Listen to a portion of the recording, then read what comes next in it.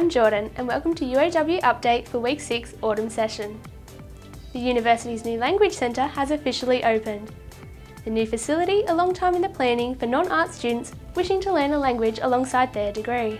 I think the main benefit is raising the profile of languages and raising the profile of, or rather raising the need to engage in language study if you want to have to participate fully in a global society. And I think the fact that this university is so culturally diverse, it's especially important that we recognise that diversity, and one of the ways is promoting language study. We offer subjects in French, Italian, Spanish, Chinese, that is Mandarin, and Japanese, and we also offer Indonesian, but we also teach English for academic purposes to international students, and we're far more visible now. When I arrived here in 2009, people weren't entirely sure what languages we taught. Maybe they're still not sure now, but at least they know where to find out. If you like cabaret, skating or debating, Wollongong Youth Centre is encouraging all students under 25 to take part in this week's National Youth Week events and activities.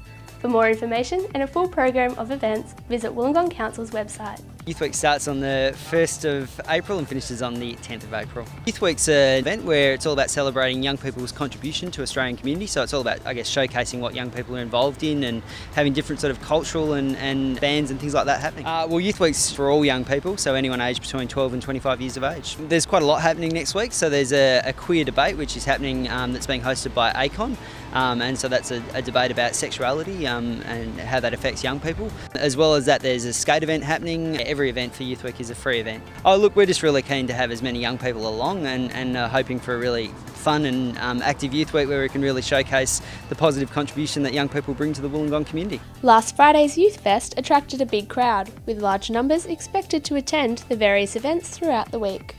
I'm a student at a college in Sydney. I'm really looking forward to the Youth Fest day. I want to get involved and see some good performances on the stage. I'm thinking the pancakes are going to be a big hit.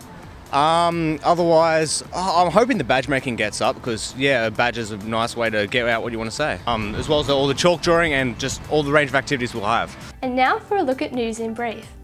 For those of you who enjoy junk food, listen up. New UOW research shows it might not be all you're doing.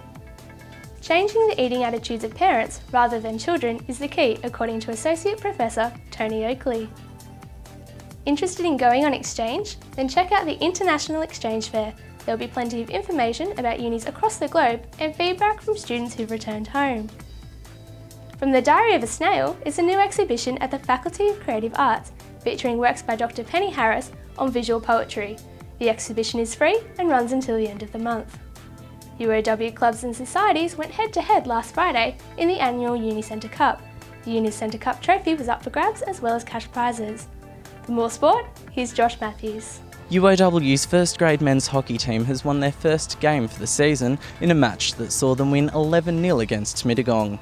Player Jeremy Huck said last weekend's huge home ground win was a surprise and was enough to boost the players' morale for the rest of the season. This season we've lost a couple of players, so it's really going to test us as a club and as a team. Last season we did really well. We won the season, we defeated Albion Park. That's the third year in a row that we've beaten them in the final. And hopefully this year we can do just as well. And the winning streak continued last weekend. The UOW Titans won their first game of the season on their home ground. The round 2 clash saw them win against Corrimal 20-18. Before the game, Captain James Storrer told UOW TV last year's losing streak won't continue and that the best is yet to come with the arrival of 2 Fijian internationals last Monday. He urges all students and staff to support the team now in its second year.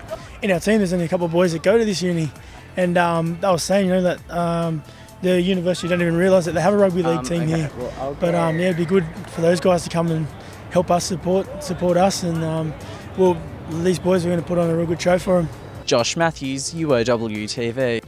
A piece of Italy is on our doorstep. A photographic exhibition of Raphael's greatest works on show at Library's Panisi Room. But be quick, the exhibition closes Friday. Well, many of the concepts that you see that grow out of the Renaissance, the sort of idea of man as an individual or woman as an individual, and a person who can grow and change through education. Those are concepts that we find really common today, and that will give students an opportunity to have a look at all the other paintings that are by a Renaissance artist. While it's here for the 2 weeks, it's here. And finally, it's that time of session again. Next week is mid-semester break, so best of luck with exams and try not to panic. It's great that the year that is our 60th anniversary has got off to such a good start. At the end of the day, what's important is to realise that the university remains open, of course, during these breaks. People still can make use of the library and other facilities, but to those students that are sitting exams, good luck. And that's our update for week 6. I'm Glancy. From all of us here at UOW TV, have a great week.